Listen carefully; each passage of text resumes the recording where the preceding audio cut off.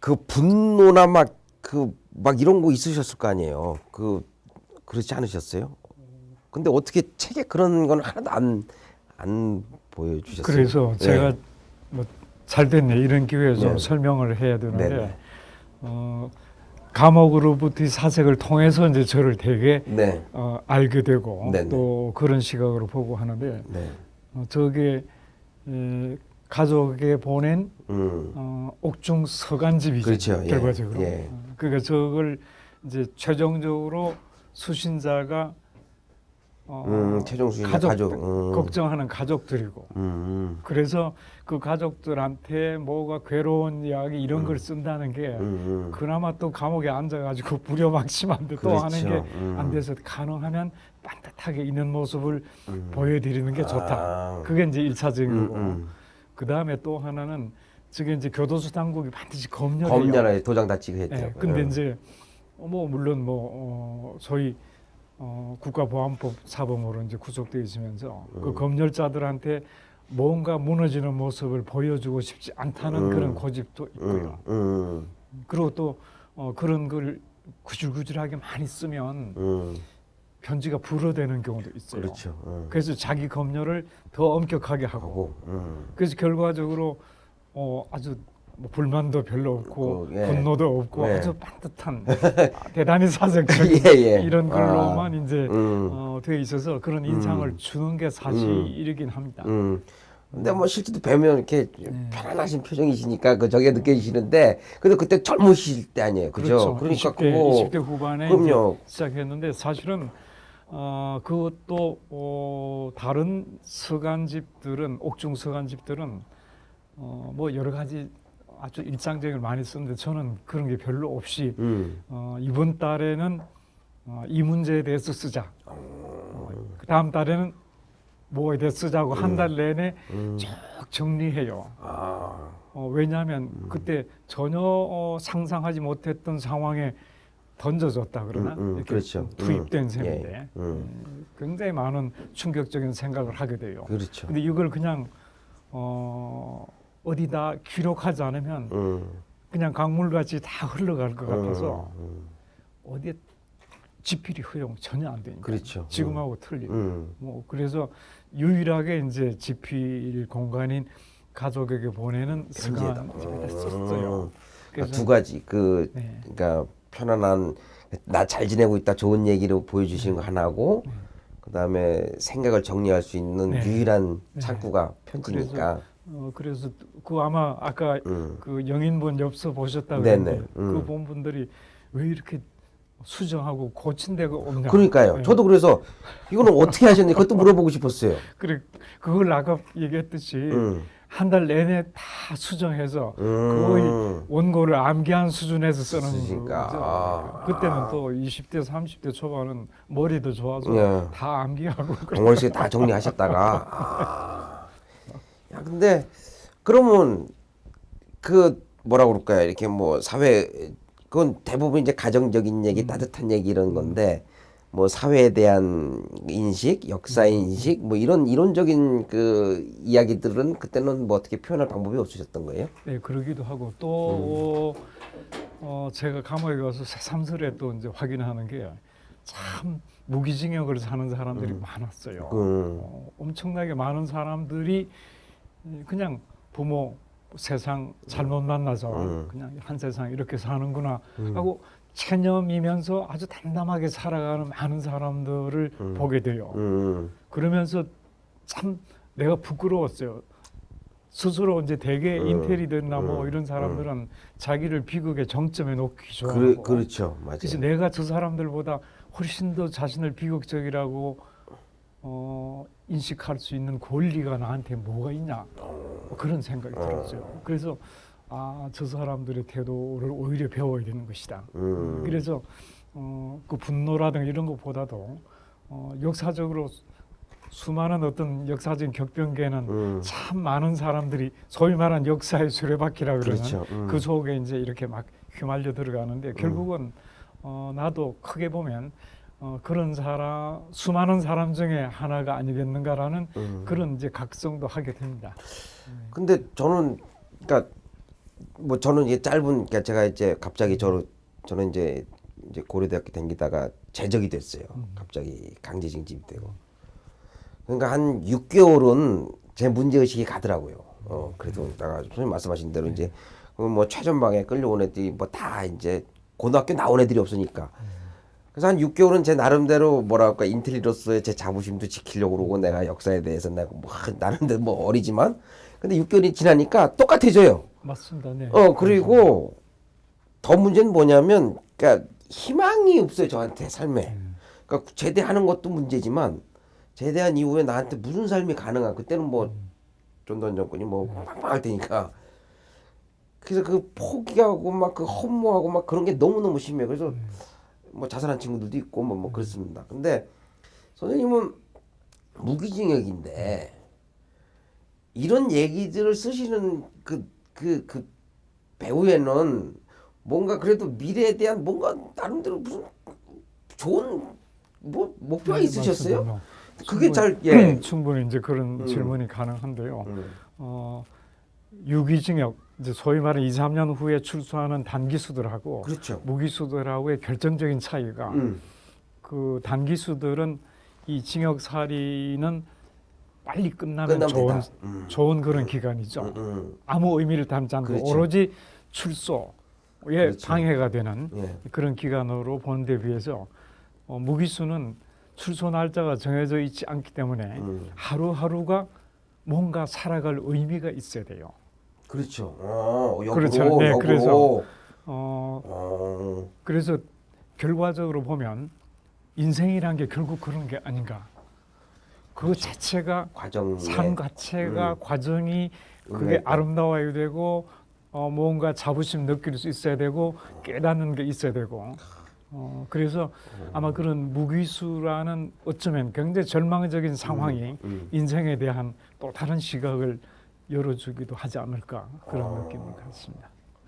역으로 그러네. 역으로. 그렇죠. 그 실제로 역설이. 참 많은 사람들을 만나잖아요. 제가 갇혀서 어디 한 발짝도 나가진 못했지만 만약 밖에 있었더라면 절대로 만나지 못했을 수많은 분야의 사람들 이런 사람들을 만나서 그 사람들의 긴긴 이야기를 들어요. 겨울 밤도 길고 그래서 그 사람들 통해서 제가 우리 사회도 이해하게 되고 또 그 사람들의 그 역사를 통해서 우리 근현대사도 새롭게 보게 되고 최종적으로는 인간에 대한 어떤 깨달음도 가질 수 있고 그래서 저로서는 아까 말씀하신 그런 분노와 뭐 고뇌 이런 것보다도 정말 내가 감옥에 없었더라면 결코 만나지 못했을 사람 또 깨닫지 못했을 일들을 내가 여기서 깨닫는구나. 그래서 하루하루가 사실은 공부고 지금도 인생은 공부다.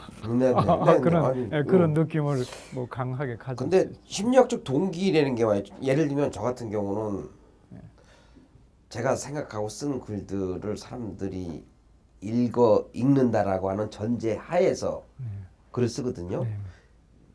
나 혼자 읽는 건 아무 소용 없다는 생각을 해요. 근데 그때 무기수시잖아요. 그리고 그게 책이 출판될 거라고 그때는 상상도 못 하시는 상황이에요. 네, 그렇죠. 그냥 가족들한테 좋은 얘기 해주는데 어떻게 그런 글들을 끊임없이 언젠가 내가 이 글을 다시 읽으면 이 세월 그냥 땅속에 묻었다고 생각하는 이 세월을 다시 생환할 수 있겠지 그런 기대는 있었어요. 나 혼자 한 번 더 읽으려고 사실은 하는 그런 생각이 없진 않았습니다만. 예. 아니 그래도 그러니까 그게 저는 그게 이해가 안 되는 거예요. 그게 어떻게 가능했는가에 대해서. 그러니까 내 독자는 아무도 없는 거고 네. 가족들이야 뭐 그냥 그 보고 마는 건데 그럼에도 불구하고 20년을 그렇게 꾸준하게 그거를 지속했다는 그러니까 그거는 끊임없이 자기 성찰이 있었다는 얘기겠죠. 끊임없이 그렇죠. 자신에 왜냐하면 대한 아까도 말씀드렸듯이 다른 사람들의 삶을 통해서 자기를 다시 되돌아보게 되죠. 처음에는 제가 이제 근대적인 교육을 받았잖아요. 해방 후에 대학 그렇죠. 학교 들어가서 쭉 이제 소위 근대적인 교육을 받아서 나중에 제가 깨닫게 됩니다만 딱 이 사고 인식 틀이 근대적인 인식 틀이 딱 굳어 있었어요. 딱 타자화하고 그렇죠. 대상화하고 분석하고 이런 거죠. 그래서 감옥 처음에도 딱 보면 죄명이 뭔가 궁금하고 형기가 얼마인지 가정은 결손 가정이었던가 또 학력은 어느 정도인가 이런 걸 부단히 분석해요. 그리고 바탕에는 또 우리가 읽었던 책에서 이 그렇죠. 친구들은 물론 여러 가지 인생에 굉장히 어려운 사람이지만 기본적으로 lumpen 프롤레타리아 그렇죠. 사회 변동기에는 대단히 보수적인 진영에 가담할 수도 있는 그런 가능성이 있는 이렇게 딱 대상화해서 분석해요. 그게 아주 근대적인 사고로 굳어져 있었죠. 근데 이제 그 사람들하고 아까 얘기한 긴긴 겨울밤 참 많은 그 퍼스널 히스토리들을 쭉 들으면서 나도 저 사람과 같은 부모를 만나서 저런 인생 역정을 겪었으면 똑같은 죄명으로 그 자리에 앉아 있겠구나 하는 그런 공감을 하게 돼요. 아마 그때쯤 한 5, 6년 걸렸지 않나. 그때쯤 제가 왕따를 면하게 돼요. 처음에는 왕따인 줄도 몰랐지. 아주 친절하고 뭐 아주 부지런하고 다른 사람 잘 도와주고 일도 열심히 하고 이러니까 몰랐는데 나중에 보니까 일정하게 거리를 뒀더라고요. 내가 그 사람들을 대상화하고 타자화하고 분석하는 동안은 사실상 나도 모르는 왕따였었지 않았나 그런 느낌을 받아요. 그 사람들 하고 이제 따뜻한 어떤 이해 공감을 하게 되는 때 굉장히 이 징역살이가 아주 덜 힘들었어요. 네. 아주 그렇습니다. 그러니까 타자화에서 벗어나서 뭐랄까 상호작용의 대상으로 인식하게 되면서 네. 자신에 대한 성찰의 기회가 그렇죠. 더 네. 깊어지는. 그래서 그 시점에 아주 허문했던 내가 참 많이 발전했다.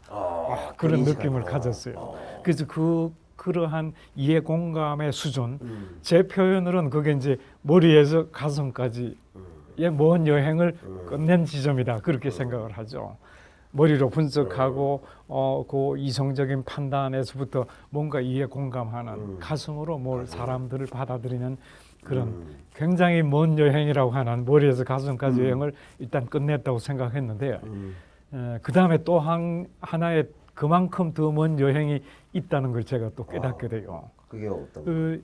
그렇게 서로 참 친밀하게 이제 왕따도 면하고 아주 서로 아주 인간적인 교감을 나누는데 제가 책에도 썼습니다만 그 책에도 있습니다만은 그 나이 많은 목수 한 분이 제가 목공장에서 이제 목공일 배울 때인데 나한테 설명하면서 땅바닥에다 꼬챙이로 이제 집을 그리는데 순서가 다르다는 거. 틀린 거예요.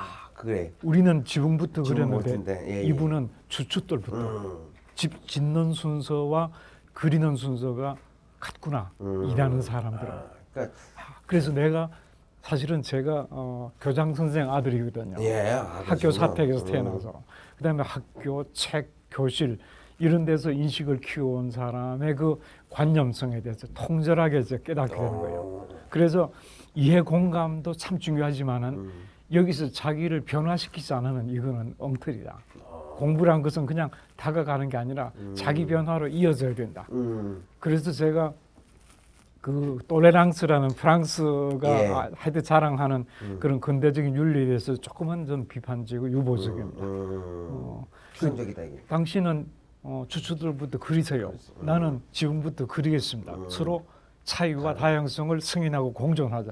이건 아니잖아요.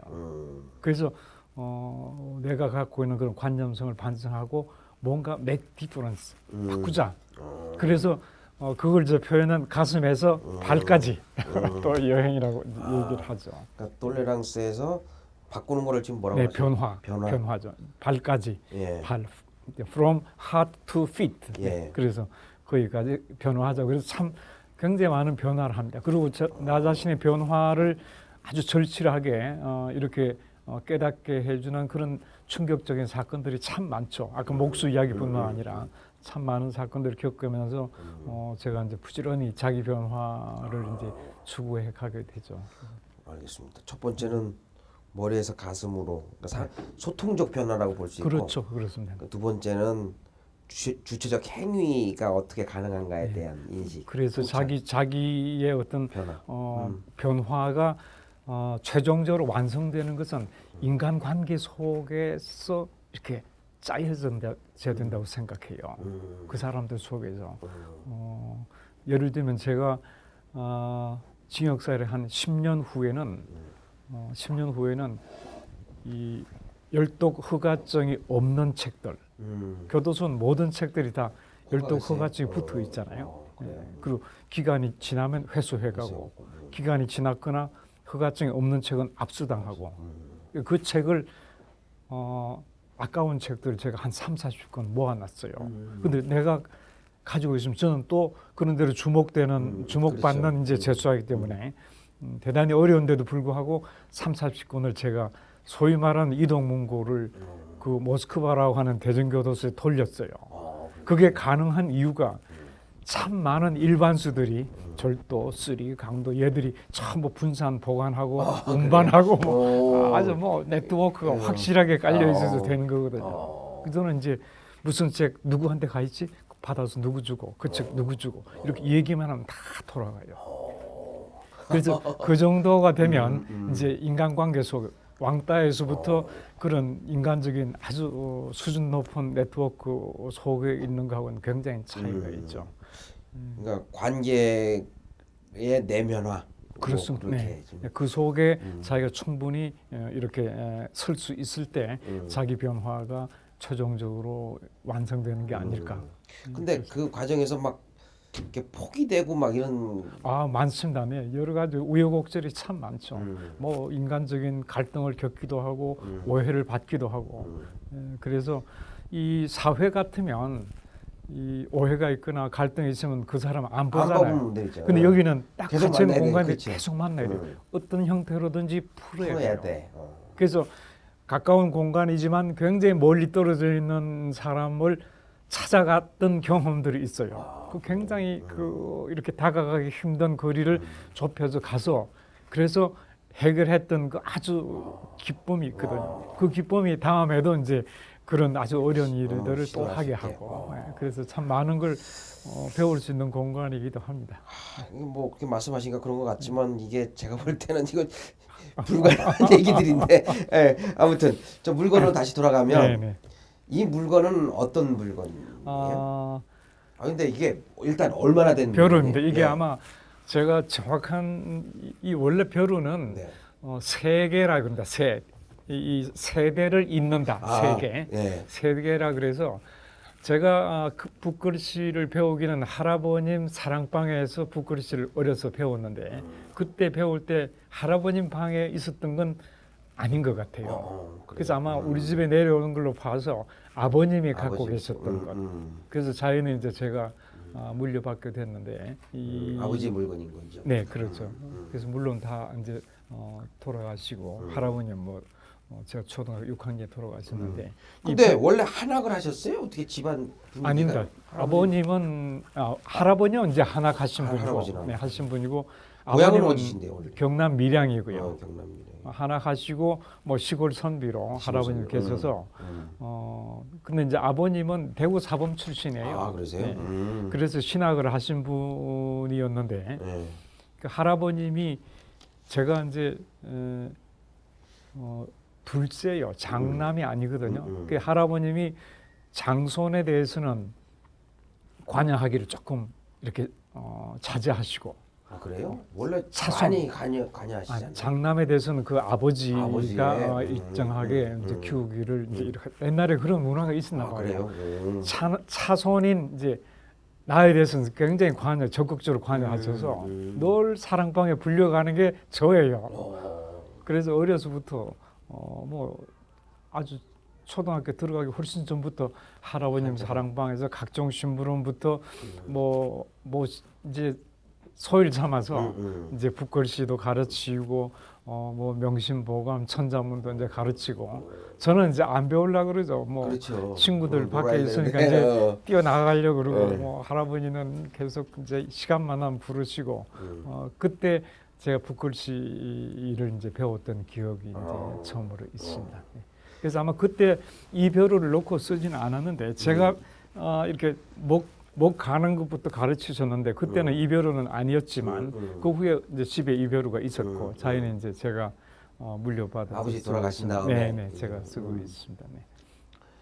그럼 언제부터 아버지 돌아가신 이후에 이렇게 유품 네, 정리하면서? 물론 이제 아버님 제가 출소하면서 본격적으로 쓰고 그 전에는 학교 다닐 때도 제가 글씨를 썼어요. 아, 그때도 내배로가 따로 없으니까 아버님 벼로 이걸 이제 그때도 그때부터 썼었죠. 썼고. 그 당시 서울대학교 한국경제연구소 목각 현판을 제가 썼어요. 아, 이별로 그래요? 갈아서 그래서 써서 이제 그럼 그때부터 붙이기도 이미 아버지 네, 물건인데 썼던 쓰셨던. 같이 상당 기간 같이 썼던 거죠. 여기 깨진 네, 벽이네요. 그래서 붙여놓은 그렇습니다. 네.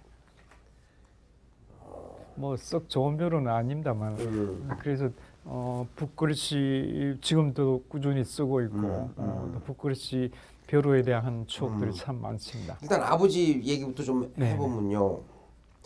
아버지가 무슨 책을 많이 쓰셨어요, 아버님이? 네, 몇 권 이제 출간을 하시고 교장 선생님 하시다가 은퇴하신 네, 거예요. 네. 교장 선생도 하시고 옛날에 교육감이라 그랬어요. 네, 네. 교육감도 하시고 이제 아. 그런 분인데 제가 옥중에 있는 동안에 이제 국사편찬위원회 계시다가 사직을 하시고 예. 이제 집필을 쭉 하셔서 네. 언제 돌아가셨어요? 돌아가시기는 제가 나오고 나서 7년 후에 7년 후에. 그러니까 그래도, 이제 92년에 95년에 95 돌아가셨네요. 네. 근데 그러면 제가 조금 그럼 아버지도 심리적으로 너무너무 힘드셨겠네요? 아들이 그랬었죠. 네네. 보안법 그렇죠. 그걸로 국가보안법으로. 들어갔는데 네. 교육자 국사편찬위까지 계시고 그러니까 네. 그 갈등을 아버지는 어떻게 감당하셨대요? 아마 좀 이해하신 면도 있을 거예요. 그 아버님이 쓰신 그 사명당 생애와 사상이란 서문에 보면 자식은 그 부모를 닮지 않고 시대를 닮는다. 그렇게 쓰신 구절이 있습니다. 그러니까 아마 본인 이제 뭐 아마 느끼셨던 부분이기도 하고 그만큼 그 시대 상황이 그 시대 속에 사는 사람들한테 영향이 크다. 그렇죠. 그리고 우리가 한 사람의 일생을 평가할 때도 그 사람의 인생에서 그 시대가 얼마만큼 시대의 양이 그 인생에 담겨 있는가도 중요해요. 그렇죠. 아주 중요하다고. 그 시대를 정직하게 비켜가지 않은 사람이 그 시대를 정직하게 산 게 아닌가 그런 생각이 아마 있으셨던 것 같아요. 그런데 현실적으로는 네. 아버님 입장에서는 이해가 안 되셨을 거 그렇죠. 아니죠? 네. 근데 아버님이 사실은 해직 교사를 하셨어요. 아, 그러셨어요. 네, 일제 때 일제 때. 이제 학교에 계실 때 1인 교장의 한국 학생 차별에 대해서 항의하는 그런 항의 그 사건이 동아일보에 게재가 돼서 또 아마 그 젊은 교사들 중심으로 한글 연구 서클을 했던가 봐요. 그걸로 이제 일단 해직이 됩니다. 그래서 아마 해직 교사 상당히 선배 아닌가. 아, 그러지. 예, 예. 그래도 그거 어쨌든 간에 아버님 입장에서는 그 변화하는 시대에 뭐 이데올로기적인 문제 뭐 이런 것들에 대해서 갑자기 사랑하는 아들이 그렇죠. 무기징역을 고민을 받았을 많이 때 하셨겠죠. 더구나 이제 오셔서 만나셨을 때 감옥에 있을 때 면회 오셔서 감옥에, 어떤 네, 말씀하셨어요? 자주 이제 제가 감옥에 사서에도 아마 그 접견장 네, 네. 장면에 대해서 가끔 예. 이제 이렇게 쓴 것도 있는데 원래 접견 시간이 길지 않습니다. 그렇죠. 짧죠. 예. 근데 그 짧은 시간도 좀 남기시는 아주 아무 담담하게 말씀. 얘기하시는 네. 뭐 꼭 필요한 것만 얘기하시고 이렇게 좀 남기는 그런 접견을 하셨죠. 그러면 잘하시면서는 아버지하고 이렇게 그 갈등은 없으셨어요? 어렸을 때는 고향을 떠나셨어요? 별로 관여 안 하셨어요. 아, 별로 네. 관여하셨어요. 다른 학생들만 뭐 공부하라 그러고 우리 집 형제들한테는 공부하라고 얘기하신 적이 없는 것 같아요. 오히려 저는 할아버님한테 잡혀서 계속 공부하라는 소리 듣고 그랬었죠. 그러면 이 물건과 관련해서 아버지에 대한 뭐 이런 거는 어떤 식으로 기억이 되시나요? 그러니까 이게 아버지 물건이기 때문에 더 네. 기억이 나시는 건가요? 아버님 아니면은 이제 방에 가서 아마 제가 어렸을 때도 이 벼루를 쓰고 싶어서 이제 갈아서 쓴 적도 있고요. 그다음에 아버님 방에는 역시 이제 책을 읽는 분이기 때문에 이제 서재 책이 많았어요. 그래서 아마 굉장히 조숙한 독서를 제가 했지 않았을까. 누나들이 읽는 책 내용도 모르면서 따라 읽고 그랬었던 기억이 있습니다. 아버지에 대한 미안함 같은 게 있으신가요? 어떻게? 물론 그렇죠. 특히 이제 저희 이제 사촌 육촌들은 판사했던 이제 제 또래도 있고 그러니까 이제 여러모로 비교하시고 서운을 하시지 않겠어요. 그 애들은 우리 이렇게 그런 자리에 있는데 감옥에 앉아 있으니까 굉장히 서운하셨겠죠. 근데 그런 거 뭐 표현 별로 안 하시고. 네, 별로 안 하시고 나중에는 이렇게 제가 아마 보내는 편지가 상당히 위로를 드리지 않았을까 그런 느낌을 그랬을 것 같아요. 제가 가지고 있긴 합니다. 그럼 북글씨는 네. 제가 신영복 채라는 게 있고 그런 거를 네.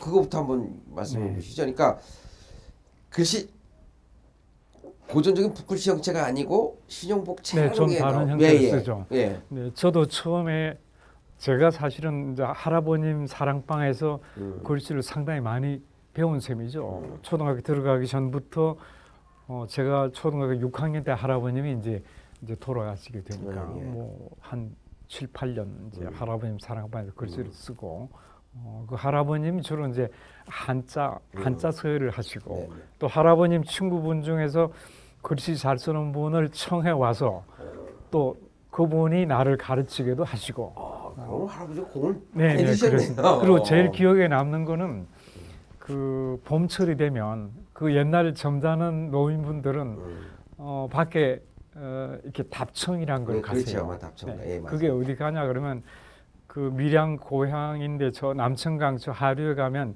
백사장에 아주 고운 강변이 있습니다. 거기 가서 이 마당비 비슷한 죽필이라는 게 있어요. 네. 그걸로 맨발로 모래판에서 보행서를 쭉 쓰세요. 친구들 한 2번 하고. 그리고 저도 이제 작은 죽필을 만들어줘서 할아버님 따라가서 맨발로 이제 모래판에 그러니까 막 대나무를 이렇게 모래판 쓰는 대나무 아주 가는 대나무를 이런 걸 끝에 붓처럼 털처럼 막 만든 게 있어요. 만들어갖고. 자루는 대나무 통대나무로 예, 예. 해서.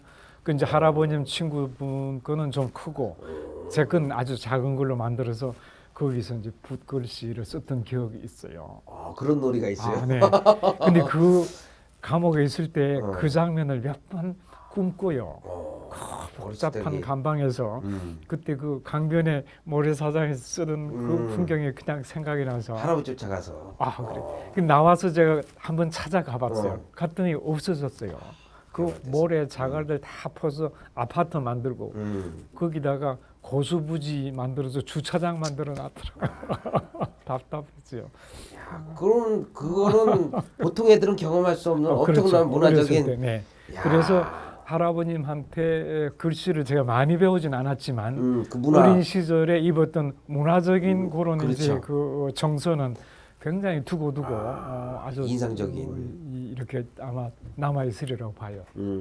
그래서 할아버님한테는 주로 이제 한자 배우기도 하고, 그다음 감옥에서 이제 서도반이 만들어집니다. 서도반. 다행이네요, 그래도. 네, 그건 이제 서도반 만드는 이유도 뭐 여러 가지가 있습니다만 어쨌든 제가 감옥에서 글씨를 잘 쓰는 사람으로 이렇게 알려져 있어요. 왜냐하면 동상예방주의상도 제가 써붙여야 되고, 그다음에 제소자 준수상도 써붙이고. 그걸 선생님이 다 쓰시고. 각 공장에서 아무래도 이제 제소자들 써야 되니까 내가 이제 써서 이제 서도반이 만들어지면서 그쪽으로 강제로 배치가 되는 겁니다. 난 안 들어가겠다. 그냥 아까 말씀드린 일반 수용자들 속에서 그 사람들의 이야기도 듣고 같이 이렇게 배우는 게 좋다 그랬는데 일단 이제 어쨌든 거기 들어가서 있는데 어느 날 건 어디 들어있나요?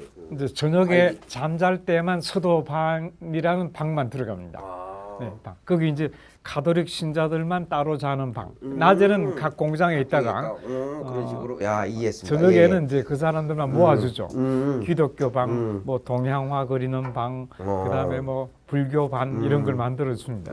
저도 이제 서도 반에 들어갔는데 그 어느 날 붓글씨 쓴 거 있으면 가지고 교무과로 올라오래요. 근데 우리 방에 있던 사람들은 글씨 잘 못 쓰는 분들, 이제 배우는 사람들인데 좀 쓰는 사람은 저밖에 없었죠. 그게 올라갔더니 아주 하얗게 옷 한복 입으신 노인 한 분이 앉아 계시고 거기 뭐 교무과장하고 부소장님도 옆에 앉아 계시고 글씨 쓴 거 있으면 좀 보여드리려 그래요. 그 이제 보여드렸더니 뭐 그분 점잖으신 분이어서 가타부타 뭐 얘기를 안 하시고 그냥 우리 보고 내려가라 그랬어요. 그 정양 선생이세요? 네, 그 정양 선생님. 네. 그래가지고는 나중에 그 정양 선생님이 물어보셨나 봐요. 저 사람들이 왜 여기 왔냐고. 그 얘기를 하니까 그냥 절도, 강도 이런 일반 수용자가 아니구나.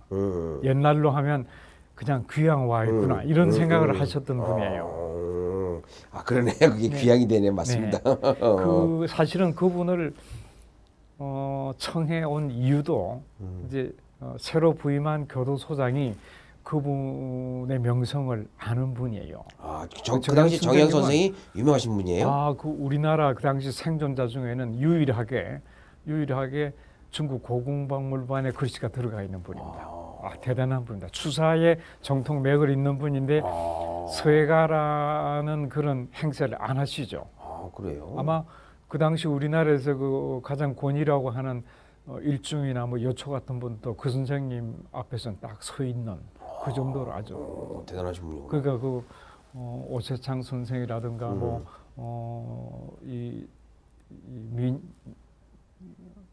하여튼 유명한 분들하고 그쪽에 직접 배우신 분들이니까 이런 분들인데 그 선생님 글씨를 하나 받을 욕심으로 신임 소장이 그래서 아마 모셨던가 봐요. 네. 그래서 뭐 이 사람들 좀 가르쳐 달라고 이제 의례적인 인사를 하셨겠죠. 그리고 이제 그런 사람들인 걸 알고 나서는 진짜 가르치러 오시는 거예요. 매주 한 번씩. 그래서 아마 한 그런 귀한 기회를 서너 번 오시고 나서는 아마 교도소장도 글씨를 하나쯤 얻으시고 그래서 안 와도 되는데 이분이 계속 오시는 거예요. 그래서 제가 대전교도소 있는 동안에 이 선생님이 매주 한 번씩 7년을 오십니다. 이야, 7년 동안. 네. 저는 뭐 굉장히 하드 트레이닝을 받는 제자였죠. 그러니까 그 할아버지한테 처음 네, 트레이닝 배우고. 받고 그 다음에 정양 선생한테 감옥에서 배우고. 네. 집중 네, 훈련을 받으시고. 뭐 그래서 미불을 주로 임서하라고 딱 보시고는 미불 글씨를 임서하라고 이제 지도도 하시고. 미불 글씨가 뭐예요? 네, 잘 모르지. 미불이라는 우리나라는 주로 이제 안진경, 구양순, 뭐 왕희재 이런 글씨인데 송나라 때 아주 그야말로 프로라고 할 수 있는 그런 서예 대가가 있습니다. 아, 그 미불이라는 이제 남송 때의 이제 서예가 그분 서첩을 일부러 가져오셔서 저보고 그걸 집중적으로 임서하라고 가르쳐 주시기도 하고. 야, 그래서 그런 제가 정말 트레이닝을 많이 받습니다. 그거는 엄청난 네. 엄청난 그때 너무 행복하셨겠네요. 그럼. 그랬죠. 그런 한 번은 선생님이- 이런 에피소드도 있어요. 교도소에서 이렇게 무위탁 노인들 입치해주는 치과 의사가 있었어요. 예. 무료로. 예. 그 이제 자원봉사 해주시는 분이죠. 독지가인데 그분한테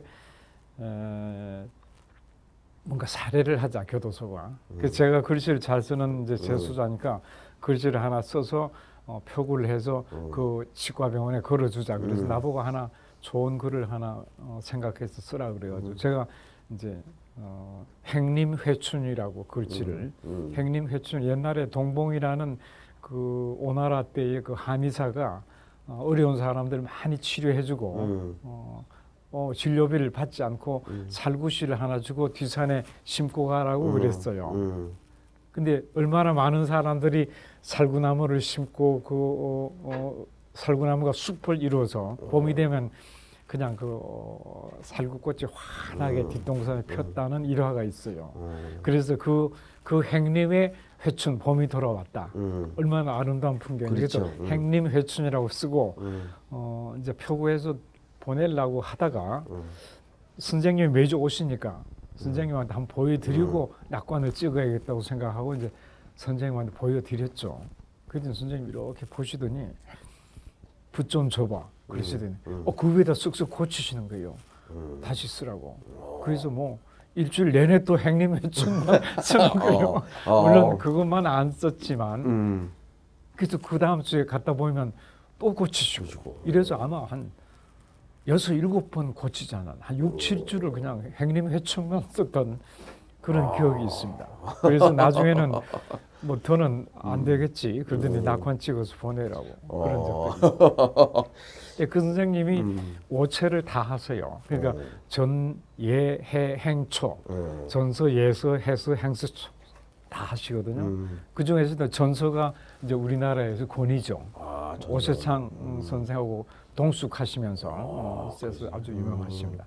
예, 근데 이제 그 선생님한테 주로 한문 서체를 배웠는데 방금 말씀하신 한글 서체, 한글 서체, 신영복 무슨 뭐 쇠기체라는 한글 서체는 저도 처음에는 한글은 이제 다른 사람들처럼 궁체와 고체란 건 주로 훈민정음 판본체입니다.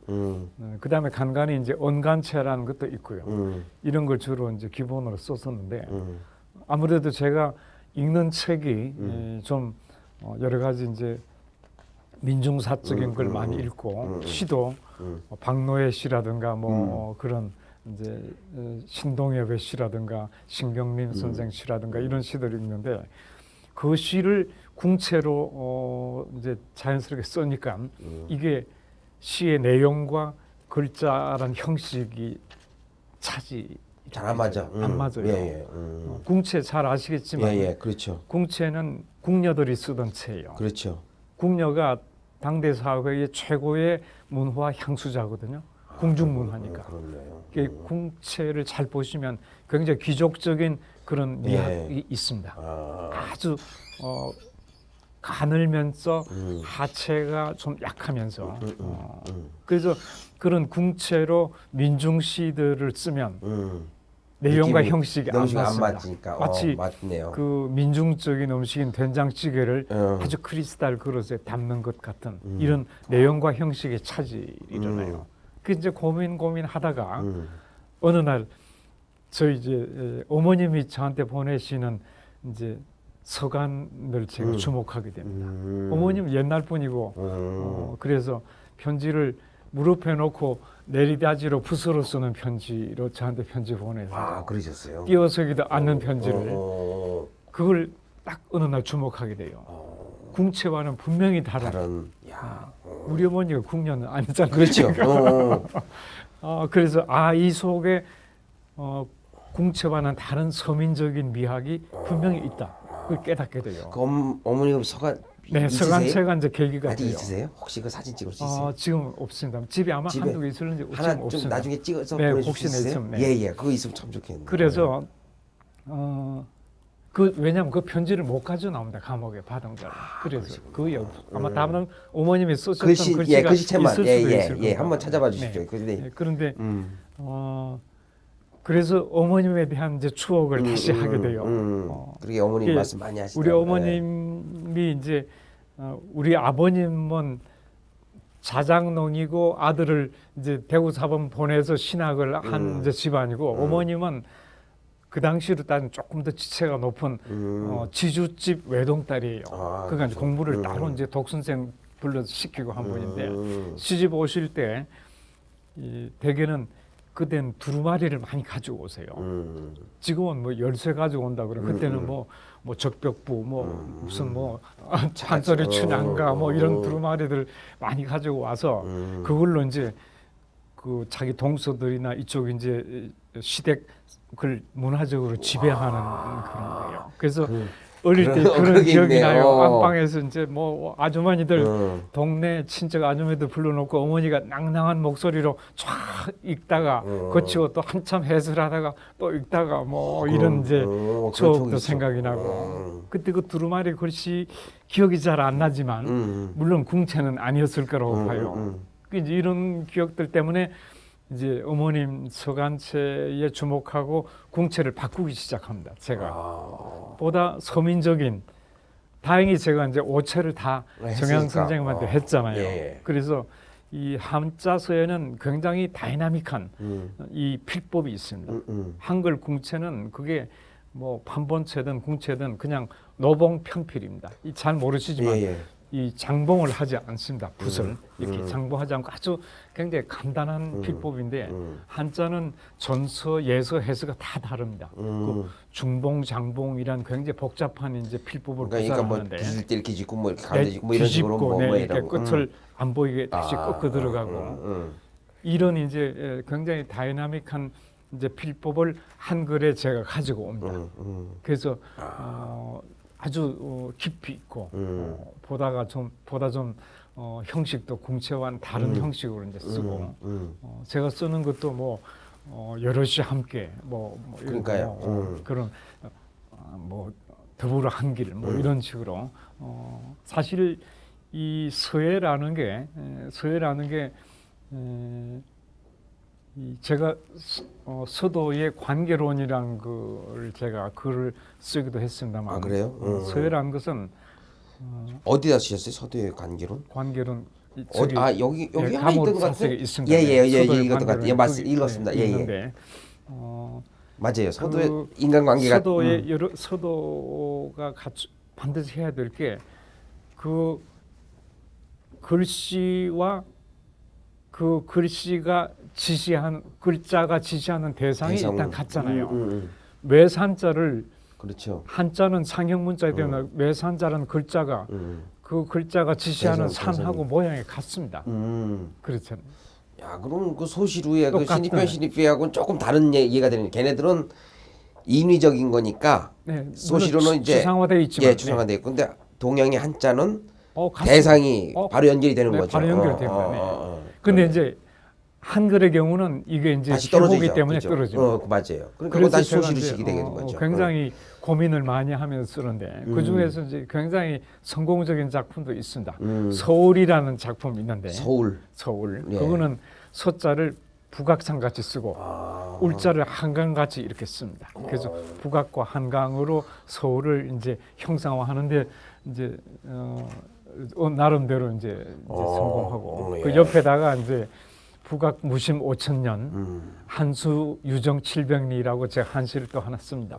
북악은 왕조를 한수는 민초들의 애환을 북악은 5천년 무심하지만 한강수는 민초들의 애환을 싣고 700리 유정하게 흘러가는구나 이렇게 쓰기도 하거든요. 근데 언제부터 그러면 이 신용복 체를 만들기 시작하신 그래서 거예요? 감옥에서부터 이제 감옥에서부터 하신 거예요? 어머님의 어머니 그 글씨를. 서간체 주목하고 그 한자의 다이나믹한 필법을 도입해서 쓰기 시작하고 그래서 제가 출조하고 처음 아마 시민단체 무슨 기금 마련 전에 찬조 출품을 이제 요청받고 글씨를 이제 냅니다.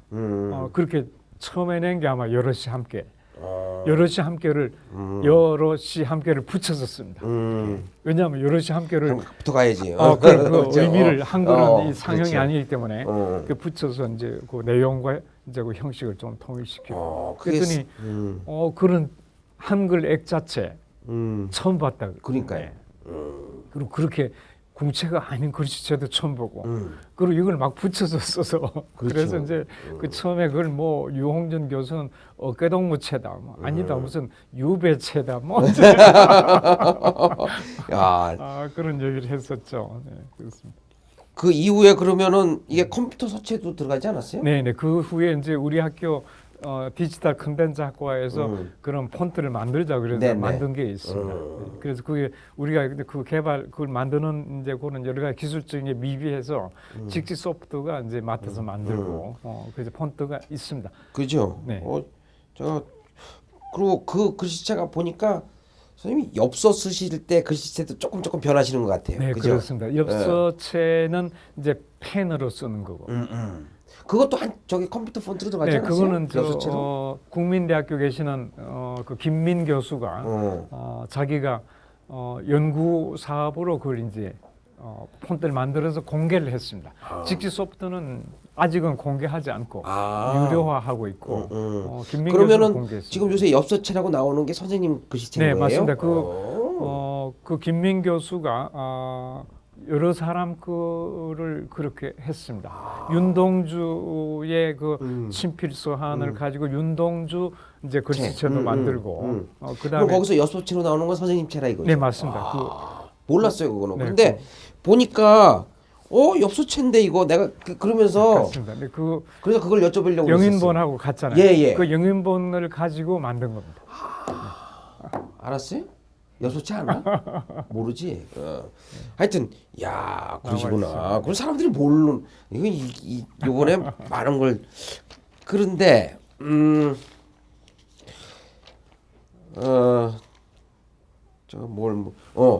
글씨체도 글씨체지만 또 그림도 재밌게 그리신단 말이에요. 네. 이 글씨체 마저 좀 저 얘기들까지 처음처럼은 어떻게 나온 거예요? 처음처럼도 사실은 감옥에서 제가 썼어요. 그러세요? 네, 감옥의 처음처럼이라는 이름을 글귀를 그때부터 쓰고 아래다가 이제 긴 또 거기 부서하는 시가 있습니다. 제가 만든 시가 있는데 그렇게 썼던 작품이었고 나와서 우리 학교가 해마다 학교 홍보 탁상 칼렌더를 만듭니다. 그게 이제 처음처럼 하고 그 시의 일절을 줄여서 아래 쓰고 옆에 새도 그리고 이렇게 새싹도 그리는 그런 이제 칼렌더가 나와 있습니다. 그 칼렌더를 그 크로스포인트라는 상당히 유명한 그 디자인 회사의 사장님이 그 대표가 물 좀 가져오세요. 자기 탁상에 그 칼렌더를 놓고 있었어요. 제 뭐 동생 친구 분이니까. 근데 마침 그때 두산 소주에서 산이라는 소주 브랜드를 내리고 새로운 네이밍을 하고 뭐 브랜드를 만들겠다고 괜찮습니다. 네. 부탁을 했나 봐요. 그때 책상 위는 딱 처음처럼 그 눈에 띄어서 전화를 했었어요. 그 처음처럼으로 크로스포인트의 사장 이름이 누구죠? 손혜원. 네. 예. 혜원. 이게 언제적 일이에요? 한 3년. 이게 언젠가 오래됐네. 그 아마 인터넷 네, 알겠습니다. 네, 알겠습니다. 처음처럼이라고 치면 뭐 다 나오는데. 그 전화가 와서 그 처음에는 이게 상업용으로 쓰이는 게 좀 어떨까 하는 우려가 없지 않았지만 뭐 궁체에 대비해서 민체라고 불리니까 그걸 민체라고 네, 민체라고 그러니까 가장 서민적인 소주 이름으로 올라가는 것도 뭐 글자의 운명이다 그런 생각이 들고 좋다는 느낌도 들어서 그러자고 했더니 옆에 이제 그 전화를 들었던 이제 동료 교수들 몇 분이 그 상업용으로 쓰면 그냥 가면 안 됩니다. 돈 받고 줬다는 소문 날 텐데 그렇지. 차라리 우리 학교 장학금을 좀 내고 가져가라 그러시다. 이래서 그 얘기를 이제 자기들이 할게 그러고 이제 손혜원 대표하고 의논을 합니다. 그래가지고 두산 소주가 우리 학교에 학생들 장학금으로 1억을 내놓습니다. 내놓고 그걸 이제 가져와서 썼죠. 그래요. 네, 그래서 이제 소주 이름으로 올라가고 저는 결과적으로 가장 서민적인 술 이름으로 올라가고 또 그런 소주를 마시는 술자리에서 글씨가 있다는 것은 참 그리고 좋은 일이다. 아니 근데 처음처럼 그러니까 술을 달래면서 처음처럼 주세요. 네, 그렇게 많이 한다 그러니까 그게 느낌이 좀 저는 이제 술을 별로 안 좋아하는데 가끔 이제 술자리 가면은 소주 뭐요 그러면 처음처럼 이렇게 하면은 좀 신선하다. 근데 처음처럼이라고 하는 그 글귀는 어떻게 만드셨어요? 어떻게 찾으셨어요? 감옥에 있을 때 이제 한글을 제가 한글 액자체를 쓰기 때문에 그런 구절들을 염두에 두죠. 그래서 그때 처음처럼 제가 감옥에 있을 때에도 소위 말한 추체험이란 걸 독방에 있을 때는 많이 합니다. 추체험은? 추체험은 체험. 추억이란 추에다가 예. 옛날에 내가 겪었던 걸 아. 다시 리콜해서 한 번 더 이제 그걸 다시 반추하는 거죠. 네. 네. 그때 어렸을 때 이렇게 노트를 이렇게 쓰다가 여기도 아마 여기 있는데 그 노트를 하다가 마음에 안 들면 찢어버리고 다시 또 새로 좀 잘 쓰지 하다가 몇 장 못 가서 또 노트가 깨끗하지 못하면 또 뜯어내면 앞에 뜯어내면 그만큼 뒤에 멀쩡한 노트가 또 떨어져 나가서 그래서 처음처럼이라는 게 이렇게 뜯어내는 게 아니고 뭔가 그 다음 장을 다시 처음의 마음으로 쓰는 것. 그래서 좀 글씨가 잘못됐지만 아주 두꺼운 노트를 갖는 그런 삶의 태도가 필요하다. 뜯어내지 우리가 말고. 산다는 것은 인생이란 건 결국 뜯어낼 수 없는 거다. 그렇지. 그러니까 그것도 늘, 내 일부다. 새로 그러니까 시작해. 늘 이제 다시 시작하는 마음으로. 그래서 제가 그렇게 했어요. 처음으로 하늘을 만나는 어린 새처럼, 처음으로 땅을 밟는 새 싹처럼, 우리는 하루가 저무는 추운 겨울 저녁에도 마치 아침처럼 새봄처럼 처음처럼 언제나 새날을 시작하고 있다. 산다는 것은 수많은 처음을 만들어가는 끊임없는 시작이다. 뭐 이런 뜻으로 처음처럼이란 게 살아가는데 하나의 좌우명까지 좋다. 그래서 그걸 이제 쓰고 많은 분들이 좋아했었어요. 그래서 그걸 이제 제가 서예 작품으로 이제 바깥에 나오기도 하고 그랬었죠. 이게 제가 왜 그러냐면 제가 그러니까 인간이 가진 근원적인 공포가 시간에 대한 공포거든요. 네, 맞습니다. 네. 근데 그 시간에 대한 공포를 극복하는 방법이 이렇게 새해 뭐 이런 걸 만들어서 다시 시작할 수 있게 만드는 거. 네, 맞습니다. 네. 그게 인간의 불안을 극복한 가장 근본적인 그 방식인데 그래서 처음처럼 그 얘기 딱 들을 때 그런 얘기가 있는데 역시 그런 얘기네요. 맞습니다. 네. 아유. 그래서 저도 가끔 그런 얘기를 하는데 우리가 처음처럼 다시 시작하는 그런 마음가짐이 우리 삶을 이렇게 지탱하게 해준다. 방금 말씀하신 그러니까요. 똑같은데 예. 제가 예를 대나무가 큰 거는 뭐 30m가 넘는 그 큰 키를 지탱하는 이유가 군데군데 마디가 있는 것이다. 그 제가 책에도 똑같은 얘기 썼거든요. 그러니까 야 너무 반갑습니다. 그런 감옥에서 감옥에 있으면서도 내가 처음처럼 시작하는 많은 부분들이 없지 않기도 했고요. 그림을 이렇게 또 그리세요. 네. 저도 이런 그림도 또 너무너무 이쁘고 좋거든요. 그림은 어떻게 해서 그리시게 된 거예요? 그림은 사실은 아까 그 가족에게 보내는 네네 엽서에 옥중서간에 그 어린 조카들도 독자였어요. 조카들한테도 가끔 보내는 이런 거. 예. 네, 그래서 사실은 그 어린 조카들을 보라고 옆에다 이제 하나씩 이렇게 그렸죠. 왜냐면 우리 옆방에 동양화반이 있어서 거기 물감을 좀 얻을 수가 얻으셔서. 있었거든요. 네, 그래서 이제 거기서 그렸는데 아마 엽서에 보면 많이 나와 그러니까요. 있습니다. 그래서 네, 제가 네, 제일 인상적이었던 게 뭐냐면 이 감옥 문 그려주신 거. 그 있습니다. 네. 그게 제가 보고 기가 막히다. 그것도 그려서 이제 왜냐면 그것도 이제 그려놓으면 뭔가 나중에 한번 볼 수 있겠다는 느낌도 들고. 근데 뭐 특별히 배우신 건 아니고요, 그림을. 그렇죠. 이제 취미로 학교 다닐 때 이제 그림을 뭐 미술 선생님 지금도 고등학교 때 미술 선생님 가끔 뵙는 분이 있는데. 그러세요? 뭐 칭찬도 많이 하고. 요거요. 저는 이게 아주 너무 인상적이었어요. 이게 아직도 있어요? 이 그림이요? 그림이 어디 있을 겁니다. 네. 그래서 이거 만약에 나중에 저기 하실 때 네. 이거 시화전 같은 거 하시면 제가 사겠습니다. 미리 제가 찜해 놓겠습니다. 예? 제가 여기다 저거 자극금 같은 거 제가 저기 하고 이 그림은 저 주시는 겁니다. 예? 제가 저기 할게요. 살게요. 이거는 제가 이걸 보고 이거는 그러니까 선생님의 안에서 본 문. 그러니까 안에서 본 감옥 문이고 뭐 배식 뭐 이런 거겠죠. 뭐 들여다보고 맞습니다. 뭐 점호할 때. 시찰구, 배식구, 그렇죠. 뭐 예. 밑에 통풍구 뭐 그래서. 그래서 이걸 보고 이거 저는 제가 본 그림 중에 여기 최고의 아주 너무 감동적인 그림. 나중에 저 하실 때 저한테 뭐 약속은 꼭 못 드린다만. 아니 그냥 여기 다 찍히는 거니까 약속해 주세요. 그러니까 내놓으시게 되시면 그러십니다. 그러면 그냥 취미 삼아서 애들 이제 주려고 그렇게 그리는데 그게 이제 뭐 세상에 그림이 이제 알려진 거는 제가 국내 기행 지금 하고 해외 네네. 기행 네네, 그것도 있습니다. 제가 해외 봤습니다. 기행 할 때 네네. 그때 처음에 이제 중앙일보사에서는 화가를 한 사람 동행을 하는 게 좋겠다. 그래서 이제 그랬는데 이제 그 기획을 추진했던 이제 후배들이 선생님 그림도 잘 그리잖아요. 그 화가가 너무 비쌉니다. 그러더라고. 그래서 제가 아예 그리자. 이거 선생님 네, 작품. 네. 야, 이것도 기가 막혀요. 근데 너무.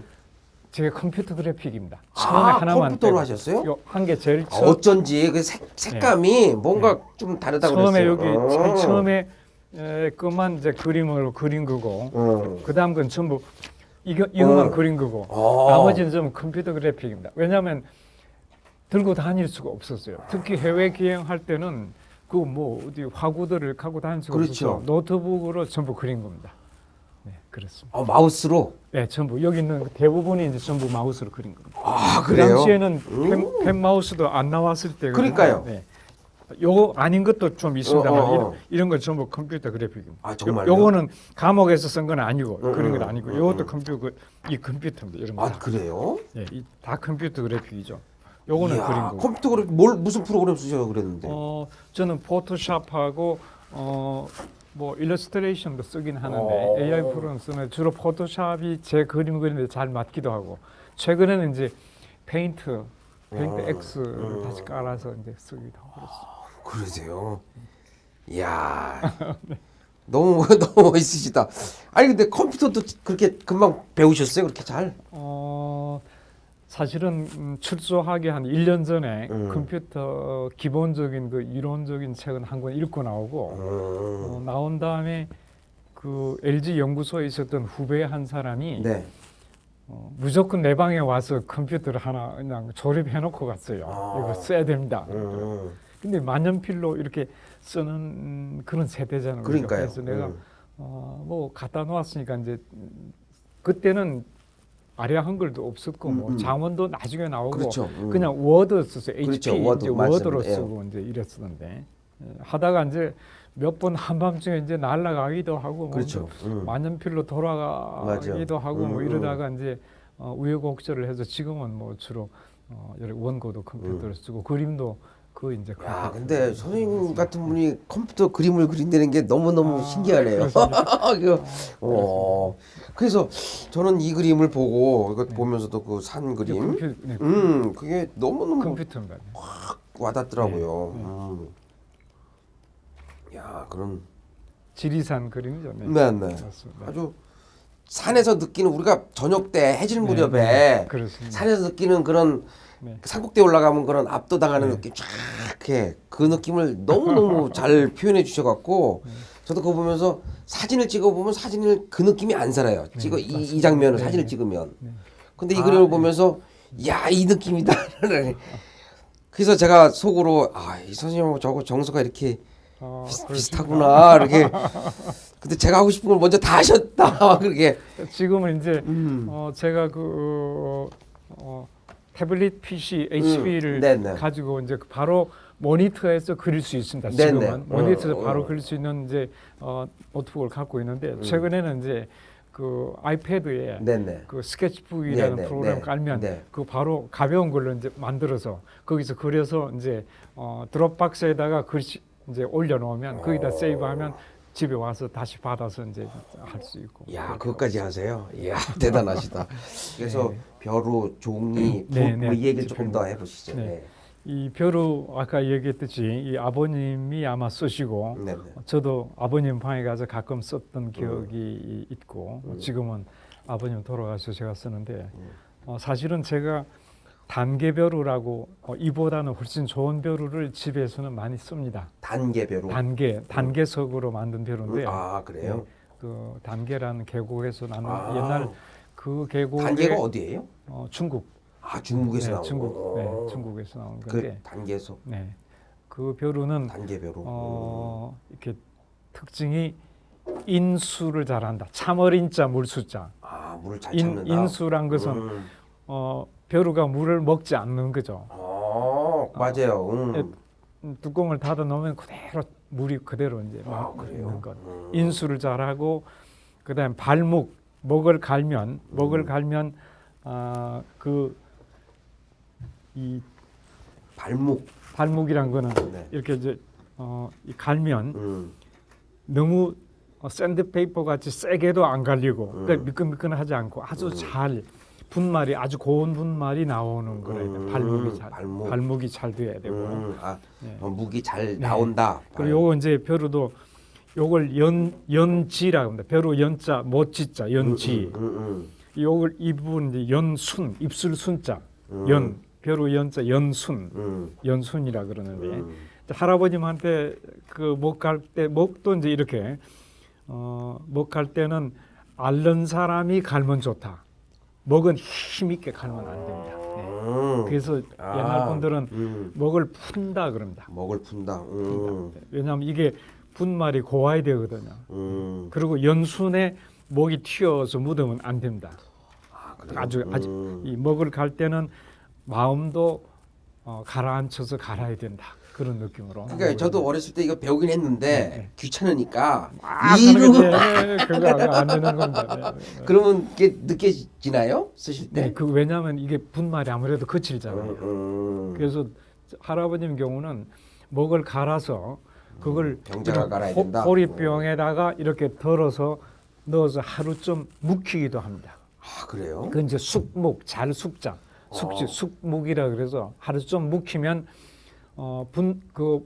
목 알갱이 분말이 퍼지잖아요. 퍼져서 훨씬 더 목이 고와지는 거죠. 네, 그렇게 쓰시기도 해서 이 힘있게 갈면 안 되고 앓는 사람이 갈면 좋다.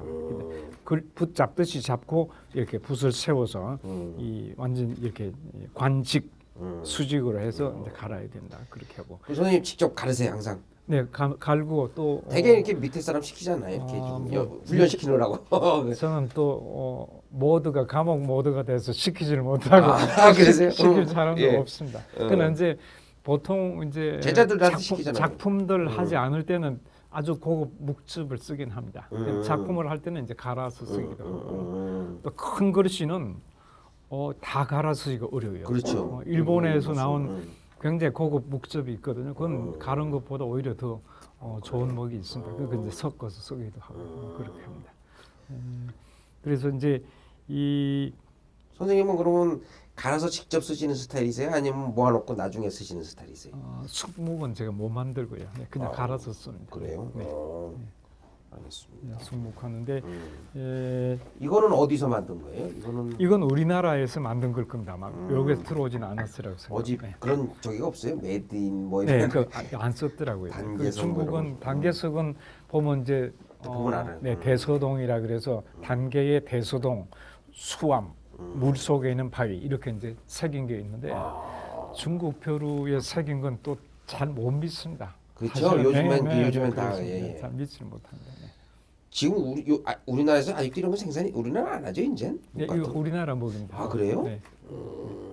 목인데 목은 이제 그 그름을 모아서 악효와 향료로 굳힌 게 목입니다. 아 그래요? 네, 그름이에요? 네, 그래서 뭐의 그름이에요? 주로 옛날에는 소나무의 그 마디 관솔이라는 게 있죠. 기름이 많은 관솔 부분을 태우면 그름이 많이 나죠. 그걸 이제 받아서 모으는 거죠. 그거를 우리가 근데 이제 고급 목은 일본에서 나오는 뭐 고급 목은 꽃씨를 태운다 그런다. 꽃씨도 기름이잖아요. 태운다 그러는데 지금 아마 되게 일반적으로 많이 쓰는 것은 유제품 그름도 많이 나옵니다. 그렇죠. 그건 싸구려겠죠. 네. 근데 이 정도의 그름을 받으려면 얼마나 태워야 돼요? 많이 태워. 네. 그래서 이제 그름을 잘 이제 여과시켜서 곱게 만들어야 좋은 목이 되고 그렇습니다. 종이는 종이도 제가 읽으면서 종이는 옥당지, 오당지, 왕당지. 네, 그 감옥에서는 그렇게 썼는데 나와서는 제가 주로 한지를 우리나라에서는 전통 한지 제조하는 데가 그렇게 많이는 없습니다. 또 그 전공하는 분들이 직접 방문해서 확인한 바에 의하면 약간은 옛날식 그런 전통 제조법이 조금 벗어나 있는 게 많고 그 중에서 지장 문화재로 지정된 장용훈 씨가 하는 장지방이라는데 제가 주로 장지방에서 이제 종류 성함이 누구시라고요? 장용훈. 용훈. 네, 뭐 생존해 계시고 3대째 하고 계신 분인데 어디 계신 분이요? 가평에서 좀 하고 가평에서. 계시거든요. 네. 거기서 그 한지의 이 한지 이름이 장지방이에요? 네, 장지방입니다. 네. 한지 이름이? 네, 장지방인데 한지가 이제 이름이 여러 가지가 있죠. 종류에 따라서. 네, 뭐 종에 따라 틀린데 이제 한지 지방 이름이 장지방이고. 네. 그 중에서 제가 이제 자주 쓰는 거는 오치를 구이합니다. 한지위에. 한지위에 네, 그런 종류가 있어요? 네, 네. 오칠 한 종인데 제가 어떤 오칠이 원래는 좀 검잖아요. 그러나 이제 드물게는 약간 그 나무 색깔의 이렇게 오칠한 종이 나오는 경우가 있으면 거부집에서 저한테 전화를 걸어서 연락을 합니다. 그럼 제가 얼른 가서 이제 사기도 하고 그랬습니다. 그러면 옥당지 이건 뭐 무슨 얘기예요? 저는 이게 그건 이제 오당지. 네, 그것도 한지고 한지의 이름입니다. 아, 이게 한지 이름이에요? 한지의 이름이 뭐 수많이 있습니다. 뭐. 오당지가 좋다고 그러셨어요? 네. 그 당시에 이제 제가 옥중에서 쓸 때 그랬는데 뭐 비싼 종이를 쓰기는 어렵고 보통의 화선지입니다. 일반적으로는 작품지로서는 이제 화선지고 특히 이 종이 화선지 이름들이에요. 그 네, 당시 이름들이 있던. 네, 화선지 이름들인데 아마 100% 닭으로 만들지는 않았을 거라고 봅니다. 네. 이거는 지금 쓰시는 거는 장지방은 네, 100% 네, 닭으로 네, 쓰시는 그 닭종이로만 쓰는. 네. 그때 제가 무식해서 닭종이라는 게 뭐 어떻게 만들어지는 건가요? 닭종이라는 게? 그 한지 만드는 거 뭐 계속 이번에 던지는 거 뭐 이런 거죠? 임원택 감독 예, 예. 거기서 달빛 길 올리기 뭐 나오는 그 한지 만드는 공정이 아주 그래요? 복잡합니다. 네, 아주 복잡합니다. 달빛 길 올리기. 그다음에 만년필도 아까 그 네네. 좀 얘기해 만년필을 사실은 제가 한번 보여주시고. 감옥에 들어가기 전에 예. 파카 50일로 원고지를 쓰면 글씨를 잘 쓴다는 칭찬을 많이 들었어요. 시험 답안지도 그 당시에 그 만년필을 써서 아마 점수를 그래요? 그걸 상당히 받지 않나. 그래서 글씨를 이제 한자라든가 뭐 잘 쓰는 편인데 그 나와서 이제 주로 안 썼는데 그 서울 디자인 서울이라는 프로젝트를 했어요. 아까 얘기한 김민 교수하고 홍대의 그 이순인 교수가 맡아서 하시면서 서울이란 작품을 그걸 디자인 서울의 캐릭터로 쓰자. 아까 한 거, 이 서자 울자를. 그래서 제가 허가를 했더니 그 사례로 파카 50일에 해당되는 거라면서 아주 그래요? 이건 신형인데? 비싸다, 네, 비싸다 그러면서 하나를 선물 받았어요. 네, 파카 50일입니다. 그 외에도 몽블랑 만년필을 한두 개 더 있습니다. 이제 어떤 분들이 좋은 글을 많이 쓰라고 이제 만년필을 받았는데 사실 이 스타일은 어떠십니까? 아주 예쁘네요. 그죠? 좀 우리나라에 한 대밖에 없습니다. 지금 제가 그렇습니까? 겁니다. 네. 최신이에요. 그래서 이거는 어디서 나온 거죠? 이거는 파버 카스텔이라고요. 네. 제가 독일서 제일 갖고 싶었던 브랜드거든요. 그렇구나. 몽블랑은 몽블랑은 대중적인 건데 여기가 좀 나오나? 국내. 예. 몽블랑은 대중적인 건데 네. 이 파버 카스텔은 이게 이거 아주 굵직하고. 예. 네, 그러네. 아주 그 나무로 만들어진 게 너무 이게 좋아서. 나무고. 네. 그래서 제가 좋습니다. 그래서 이채 서울 이거 그렇습니다. 예. 그러면 만년필 쓰실 때도 종이가 좋아야 되잖아요. 그런 거를 이렇게 종이가 후지면 인가 잘 안 먹고 막 그렇잖아요. 그죠? 그렇죠. 근데 이제 만년필로 주로 쓰는 쓸 일이 많지는 않습니다. 혼자서 이제 제가 메모하는 메모첩에 이제 만년필로 주로 쓰기도 하고 그렇지만 주로 이제 사인할 때 많이 그렇죠. 쓰죠. 네, 근데 한글 옛날에 뭐 펜글씨 배우고 그러는데 그런 건 안 배우시고요. 한글 소체도 그렇습니다. 네. 그걸 혼자서 그냥 이렇게 쓰시다가 네, 그렇습니다. 아까 얘기했듯이 이제 궁체, 판본체 이제 기본으로 쓰다가 제가 어머님 서간체에서 이제 좀 약간의 그 민중적인 정서, 미학 정서를 좀 이제 나름대로 담는다고 하면서도 뭐 지금도 꾸준히 아마 조금씩 변화하고 있으리라고 봅니다.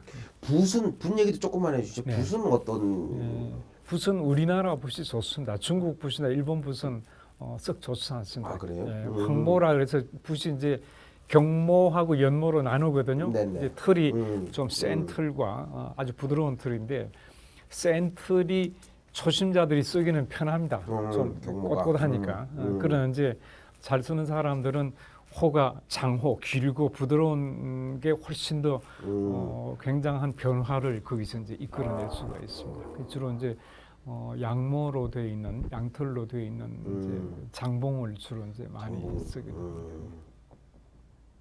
이번에 며칠 전에 바로 여기서 종교 그러니까 가톨릭, 기독교, 불교가 이제 소위 말하는 종교의 서로의 평화 선언을 그렇죠. 이제 아마 무슨 그런 행사를 기억을 했나 봐요. 그 이제 그래서 거기 조계사에서 크게 광목을 큰 걸 펴놓고 연폭을 해서 한 4m 50짜리 가로 세로 큰 데다 가운데다가 한 글자 크기를 1m짜리로 종교 평화라고 쓰고 이제 각 교단 뭐 종교계에 나와서 전부 사인을 하는 그런 이제 퍼포먼스를 준비를 했다가 연기가 됐어요. 그래요? 근데 그 하기 전에 미리 한번 써보자고 나보고 나는 1m짜리 한자 1m짜리 써본 적이 없고 그만큼 큰 붓이 없다 그러니까 자기들이 준비하겠습니다 그러고 가져왔어요. 붓이 뭐 상당히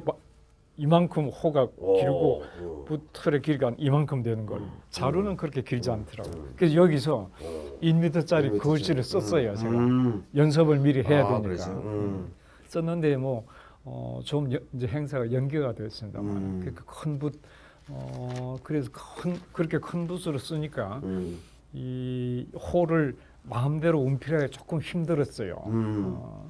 그래서 목이 이렇게 비벽으로 목에 안 붙는 부분도 나오고 그래서 그분들 얘기가 그런 퍼포먼스를 하는 사람들은 먹물에다가 연화제를 탄답니다. 그래서 연화제를 타서 한 번 더 연습을 해보자. 그렇게 이제. 갈필이라고 그러던데. 네, 갈필이란 것. 네, 갈필은 붓이 이제 좀 말라갖고. 목이 좀 적었을 때 붓이 지나가는 자국이 나죠. 이제 그 일부러 이제 그런 터치를 그렇죠. 만들어내기도 합니다. 지난주에 그 명작 스캔디라고 저희가 하는 프로그램이 있거든요. 네. 거기서 뭐 세안도에 그걸 얘기하던 게 갈필이라고 그러고 네, 설명을 하더라고요. 예. 쇠기라고 하신 이유는 뭐예요? 그 호를. 원래 아호는 가장 무난하게 자기 사는 마을 이름에서 땁니다. 원래 아호가요? 되게 여자분들은 거의 태코라 그래서 그렇죠. 뭐 청청댁, 촌청댁 뭐 이렇게 하는데 남자들의 경우도 그렇습니다. 뭐 퇴계, 그다음 뭐 연암, 율곡, 밤꼬리고 다 자기 마을 이름입니다. 그래요? 네. 몰랐어요. 드물게는 우암같이 자기가 경계하는 뜻으로 아호를 짓기도 합니다. 우란 것은 이게 허무루자인데 그 송시열 선생이 당정의 챔피언이잖아요. 굉장히 그렇죠. 뭐 이단에 대해서 뭐 가차 없이 이래서 아는 분들이 자네는 허물투성이라고 그래서 그걸 자기 아호로 허물암 집이다, 허물집이다. 그래서 자기 짓기도 하는데 제 경우는 제가 출소했을 때 쇠귀 이렇게 되는 쇠귀인데 아버님 어머님이 이제 저하고 같이 있을 거라고 형님 댁이 아니고 따로 집을 하나 우이동에 마련해서 살고 계셨어요. 그 제가 자연히 이제 그 집에서 살았는데 우이가 이제 제 아호입니다. 우이. 그걸 한글로 쓸 때는 쇠귀입니다. 우이동이. 네, 우이동 우이. 우이동이 쇠기구나. 네, 그렇습니다. 네. 우이동이 원래 왜? 그 산에 우이암이 있습니다. 우이암 때문에. 네, 우이암 때문에 우이동인데 그걸 제가 몰랐어요. 좋다고 생각해서 그걸 한자로 쓰는 낙과는 우이가 되고 한글로 쓸 때는 이제 쇠기가 되는데. 그래서 저는 이게 쇠기의 경읽기인가. 그래, 그걸 연상해서 예. 남 얘기 절대로 안 듣는 고집불통인가 보다 이런 이미지. 저 약간 그런 느낌을 가졌어요. 그러시구나. 제가 남 얘기 잘 듣습니다. 그러니까 일부러 재밌게 하시려고 쇠기의 경읽기다 나는. 그러시구나. 예. 그래 지금 이제 우이동에서 이사를 했습니다만은 그냥 낙관을 또 만드느니 그냥. 아니 너무 괜찮습니다. 그래서 네, 좋습니다. 뭐 대충 지금 다 얘기 된 것 같습니다. 네. 잠깐만요, 하나만 더 확인해. 글씨는 별로 볼 때 늘 아까 서도 관계로 말씀드렸는데 옛날에 이제 글씨 쓰는 분들은 그 사회, 그 시대의 엘리트들이 주로 글씨 쓰잖아요. 왜냐하면 뭐 대개는 그 문인들이 이제 일상적으로 쓰기 때문에 엘리트들이 쓰기 때문에 자연히 이 서예 작품이나 글씨에 당대 사회의 고민이 담기게 됩니다.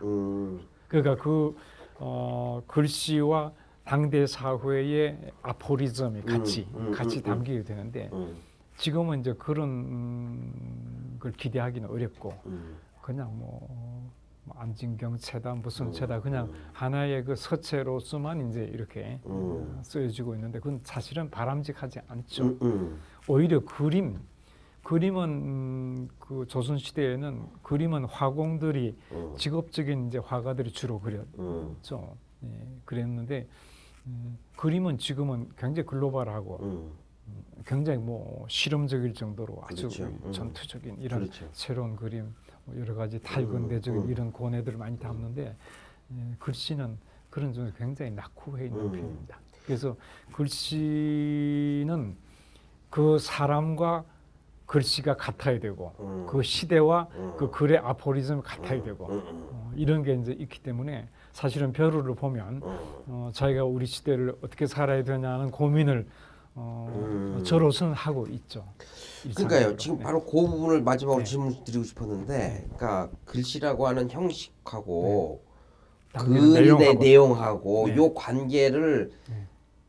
그러니까 아무도 지금까지 고민 별로 안 했거든요. 그랬었죠. 네, 그랬습니다. 근데 지금 말씀드리면서 그런 그 한글체가 그런 그 민체로서 고민하신 거 뭐 이런 것들이 그런 차원이 네, 있을 수 그렇죠. 있겠구나. 글씨를 한마디로 서는 같은 것이다. 서여야하라 그럽니다. 이게 이제 청나라 때 유희재란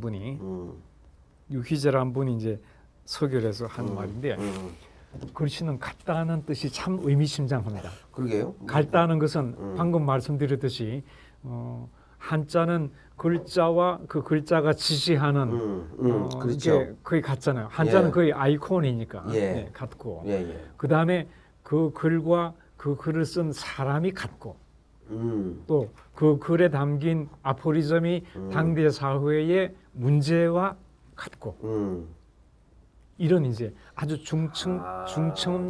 중층적인 그런 서로 관계성이 글씨에 있어야 됩니다. 그래서 제가 방금 말했던 벼루는 나로 하여금 늘 그런 걸 이렇게 잊지 않게 해주는 책상에 아주 소중한 그런 어떤 선생 같은 그런 이제 존재가 되어 있는 거죠. 그러니까 그게 한자가 지금 이해가 되는데 한자에서 이 글씨체를 가지고 그러니까 서양에는 그게 단순히 디자인적인 것만 이제 캘리그라피 그렇죠. 되는데 네.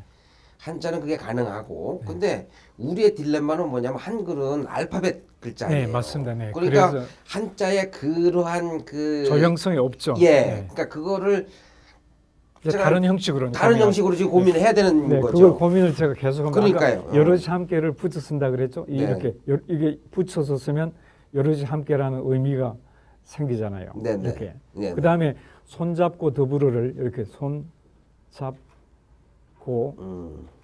더불 이렇게 비읍을 공유해버리는 이렇게 쓰면 더불어의 의미를 그러네요. 실제로 만들어내는. 그래서 그 한글이 비록 그 드라이한 기호지만 그런 대로 그 형식과 내용을 조화할 수 있는 고민을 하는 게 옳다. 그러니까요. 야, 아주 이거 좀 아주 굉장히 중요한 네. 화두가 되는데요. 네, 이거 아주 멋있습니다. 그리고 또 서양 예술에서는 그 작품과 그 예술가가 분리됩니다. 오히려 예술가가 아주 애브노멀하면 오히려 작품이 돋보이기도 그렇죠. 하는데 서도에서는 그렇지 않습니다. 사람이 훌륭해야 됩니다. 예를 들면 백범 선생 글씨가 유한용 글씨보다 글씨로서는 뛰어나지 않습니다. 그러나 백범 선생 글씨 같기를 원하죠. 그렇죠. 네, 그래서 또 만약 안중근 의사가 독립이라고 쓰면 그거는 사람과 그렇죠. 글이 서로 조화되지만 다른 분이 그렇죠. 유한용 같은 분이 독립이라고 쓰면 그거는 웃긴 거죠. 작품과 사람이 괴리가 일어나고 그래서 서도는 정말 예술 본연의 임무가 더 좋은 사람, 더 좋은 세상과 관련되는 그런 의미가 없지 않죠. 근데 지금 저는 한자는 뭐 어쨌든 뭐 전통도 많고 사람들도 많고 그런데 한글에 이런 고민을 하시는 분들이 또 있으세요? 아마 제가 알기는 별로 없어요. 그러니까요. 지금 이게 지금 엄청난 얘기인데, 야 이거를 뭐라고 얘기해야 될까요? 그래서 이건? 지금 저 예술의 전당 서해부의 차장으로는 이동국 차장이 그 부분을 쓴 글도 있습니다. 아주 이런 고민을 유일하게 하고 있는 사람이다. 이렇게. 그러니까요. 저도 지금 말씀을 들으면서 제가 막연하게 어떻게 그런 게 있을 거다. 그러니까 지금 저는 이제 문화심리학을 공부하면서 그런 주제도 한번 다뤘어요. 그러니까 그런 그 포네틱으로 그러니까 알파벳 글자와 그런 한자식 형상 글자가 기본적으로 사고하는 방식이 달라진다. 그렇습니다. 예. 네. 그래서 그런 것에 대한 그 관심을 걔가 끊임없이 갖고 있는데 오늘 말씀해서 아주 중요한 포인트를 제가 근데 지금 뭐 오히려 저희 문학 서사에서 영상 서사 형식으로 많이 바뀌잖아요. 젊은 세대들은 거의 그렇죠. 이미지 사고를 많이 하는데 그래서 그런 정서를 우리가 이렇게 배려한다면 글씨에 있어서도 그런 조형성 그럼요. 대단히 중요하지 않을까 생각합니다. 아니, 그러니까 이게 스티브 잡스가 바로 여기서 나오는 거거든요. 네, 그러니까 네. 스티브 잡스가 캘리그라피, 그러니까 그 알파벳 글자의 그 디자인으로부터 거기까지 끌어냈는데 저희는 하나 지금 선생님 말씀하시는 내용적 차원까지 들어가는 거거든요. 철학이 담기는 얘기거든요. 맞습니다. 디자인의 문제가 아니고 아주 이게 중요한 아유 너무.